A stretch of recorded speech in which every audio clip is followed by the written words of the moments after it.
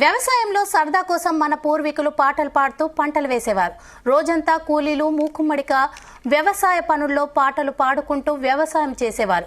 అలా చేస్తే అప్పటి కూలీలకు పని చేసినట్టు అనిపించేది కాదట. తాజాగా రాజన్న సిరిసిల్ల జిల్లా కోనరావుపేట మండలంలో మహిళలు పాట పాడుతూ వరి నాట్లు వేశారు. ఈ వీడియో సోషల్ మీడియాలో వైరల్ గా మారింది.